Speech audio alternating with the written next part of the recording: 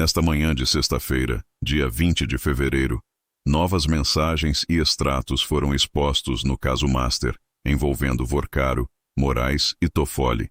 E o que está em jogo agora pode colocar gente graúda na mira criminal e provocar uma ruptura institucional sem precedentes na história recente do Brasil. Brasília não está em rotina hoje, não. Brasília está em modo de contenção de danos. E eu vou te mostrar exatamente por quê. Porque tem uma conexão que eu vou fazer no final deste vídeo que vai fazer tudo fazer sentido de uma vez. Aqui é o Pátria Sem Filtro. E eu preciso te contar o que está acontecendo com a seriedade que esse assunto exige. Antes de mais nada, vou ser direto. Não existe confirmação oficial nesta manhã de nenhuma ordem de prisão contra ministros do Supremo. Não existe. O que existe é uma escalada objetiva de fatos, pressões e revelações que, se evoluírem em decisões formais, podem produzir consequências pesadas, inclusive medidas restritivas. Porque o sistema jurídico, quando decide andar, anda rápido. E é exatamente por isso que a palavra que ecoa hoje dentro de gabinetes e corredores em Brasília é uma só: pânico controlado. Então segura firme comigo, porque eu vou te levar por uma linha que conecta tudo, sem distração, sem cortina de fumaça e sem aquela blindagem narrativa que a grande mídia costuma oferecer quando o alvo é alguém lá de cima. O ponto de partida é o caso Master. O que vem sendo exposto com força envolve o banqueiro Daniel Vorcaro, o Banco Master, e um conjunto de mensagens e registros que passaram a ser associados a investigações formais e a uma disputa que agitou o Supremo Tribunal Federal. E aqui está o coração de toda essa crise. A Polícia Federal encontrou menções ao ministro Dias Toffoli dentro do celular apreendido do próprio Vorcaro. Essas menções incluem, segundo informações que circulam na imprensa, mensagens entre Vorcaro e seu cunhado discutindo pagamentos a uma empresa chamada Marit, da qual Toffoli figura como sócio. E diante dessa pressão, após uma reunião de 3 horas convocada pelo presidente do Supremo, ministro Edson Fachin, Toffoli pediu para sair da relatoria do inquérito. A saída foi formalizada em nota oficial do STF, e os 10 ministros confirmaram que foi o próprio Toffoli quem solicitou a mudança. E aqui está o sinal que Brasília lê como um alarme silencioso. Quando há disputa de relatoria, quando há movimento de troca, quando há decisão de sair do caso, isso não é detalhe técnico. Isso é sinal. É sinal de que existe algo sensível o suficiente para gerar desgaste. E desgaste em Brasília se transforma, automaticamente, em instinto de sobrevivência. E o brasileiro precisa entender a mecânica do poder. Não é só sobre quem está certo, é sobre quem controla o ritmo, quem controla a narrativa, quem segura o avanço e quem pode travar ou destravar o próximo passo. E é nesse clima que entram os nomes que incendiaram as últimas semanas: Toffoli e Alexandre de Moraes. No caso de Toffoli, o ambiente político se acendeu porque há repercussões de extratos, vínculos e registros que passaram a orbitar o noticiário e a pressão pública com uma velocidade que o sistema claramente não esperava. E quando um nome do Supremo aparece associado a um caso com um banco e um banqueiro investigado no centro, Brasília imediatamente faz 2 perguntas, e as faz em silêncio. O que já está documentado de verdade? E o que ainda não veio a público? Porque numa crise desse tamanho, o que derruba não é só o fato. É o próximo fato. É o segundo documento, a segunda mensagem, o próximo extrato, a próxima confirmação que aparece quando você menos espera. E quando o assunto se desloca para Alexandre de Moraes, o impacto é ainda maior por um motivo específico. Moraes é hoje a figura mais tensionada do Supremo no debate público, e não por acaso. Ainda nesta manhã, o que volta a circular com força é um dado político que o Senado carrega como uma bomba no colo. São 45 pedidos de impeachment contra Alexandre de Moraes acumulados na casa. 45. E eu quero que você preste atenção no que isso representa. Porque isso não é só número. Isso é sinalização. Pode existir pedido engavetado? Pode. Pode existir pedido protocolado por oportunismo? Pode. Mas quando você tem dezenas e chega a 45, isso vira uma coisa completamente diferente. Vira instrumento de chantagem institucional, vira moeda de pressão, vira ameaça permanente e vira, principalmente, termômetro do que está sendo cozinhado nos bastidores do Congresso. E o número deve crescer ainda mais, já que a oposição articulava desde dezembro um novo pedido com apoio recorde. E a pergunta óbvia é: por que tantos pedidos? Porque Moraes se tornou o rosto de um modelo de poder que muita gente considera que ultrapassou os limites. Decisões polêmicas, enfrentamentos, inquéritos intermináveis, medidas duras e uma percepção crescente de que o Supremo, em certos momentos, atuou como ator político e não como árbitro imparcial. Do outro lado, os defensores insistem que é defesa da democracia.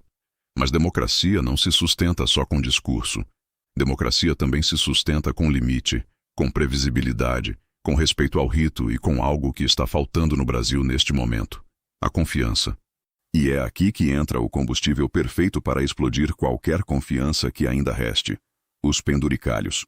Porque enquanto o país discute extratos e movimentações gigantescas ligadas a gente do topo do poder, o brasileiro olha para o próprio bolso e vê imposto, imposto e mais imposto.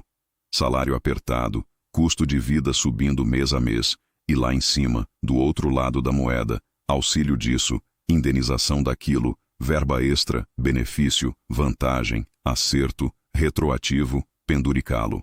Eu vou dizer sem rodeio: penduricalho num país quebrado não é só política pública ruim. É insulto moral. É uma mensagem silenciosa dizendo que a regra não é igual para todo mundo. E quando a população percebe que a regra não é igual, ela começa a desejar uma coisa que assusta o sistema: punição exemplar. Por isso, nesta manhã, essa mistura toda é explosiva.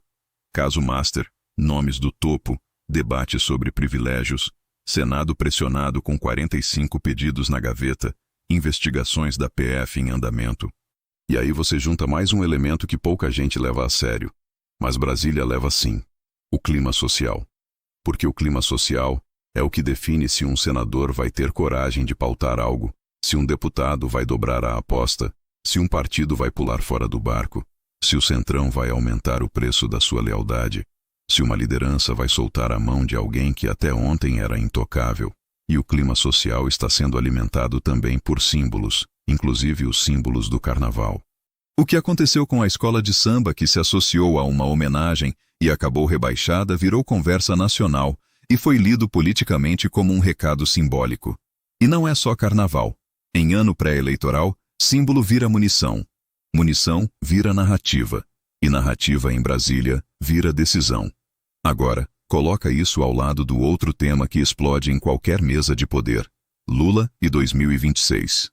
O governo entra neste ano decisivo com sinais visíveis de desgaste, com leitura de queda de fôlego em alguns recortes da população, com o Centrão recalculando a equação e o Planalto tentando segurar a base num cenário em que o custo político está alto demais. E quando o governo enfraquece, o sistema inteiro fica mais exposto. Porque o governo é, goste ou não, parte do arranjo que sustenta a estabilidade institucional. Quando esse arranjo balança, a guerra entre os poderes cresce. E é aí que nós chegamos no ponto mais sensível de toda essa análise. Eu vou tratar com firmeza, mas com responsabilidade. Moraes e Toffoli podem ser presos a qualquer momento? Nesta manhã, como eu disse, não há confirmação oficial de ordem de prisão. Mas o que existe é o seguinte: a combinação de fatores cria um cenário em que, se surgir prova robusta, se houver tipificação criminal clara, se houver decisão formal e se a máquina institucional decidir avançar, medidas duras podem ocorrer. E por que isso assusta Brasília até a medula? Porque existe uma regra não escrita dentro desse sistema. A gente que está no topo não se toca. E quando a sociedade começa a acreditar que essa regra pode ser quebrada, o sistema reage com duas opções. E as duas são perigosas. A primeira é a blindagem total, que alimenta ainda mais indignação e descrédito popular. A segunda é o sacrifício controlado, que tenta salvar o conjunto entregando um pedaço do tabuleiro. E o que os bastidores tentam descobrir nesta manhã é qual é o preço para não deixar essa crise estourar de vez. Agora eu preciso fazer uma distinção fundamental, porque existe muito barulho nas redes e você não pode ser enganado. Circula nesta manhã narrativa dizendo que Moraes estaria com valores altíssimos passando por escritório ligado à esposa, e que Toffoli estaria com valores atribuídos a extratos e ao Banco Master. O ponto central aqui é o seguinte: o que está documentado em apuração jornalística séria ou em investigação formal precisa ser tratado como apuração. O que é especulação de rede precisa ser tratado como especulação. Mas mesmo quando há apenas apuração e suspeita, o estrago político já acontece. Porque no topo do poder, a questão não é só o que é verdade. É o que é verossímil para a população.